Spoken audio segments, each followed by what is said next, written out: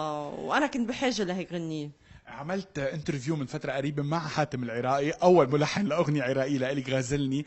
قال لي سعيد خفت لما نوال كانت بدها تغني اللون، وإلا فاجأتني بعدين لما أدته، ووعدنا بأنه رح يكون في تعاون بيناتكم. انا الي الشرف، انا الاستاذ حاتم هيدا فنان كبير وكتير الي الشرف اني تعاملت معه، وبتمنى كمان اتعامل معه مرة تانية. وبالنسبة لاغنية غزلني، لما عملت الغنية قلت انا يا الله مش لايقة الغنية لإلي، بس تفاجأت انه الغنية كتير ناجحة وعليها نسبة مشاهدة على اليوتيوب كتير كبيرة. نعم. لانه هي ما تصورت، هي نزلت كأغنية يعني.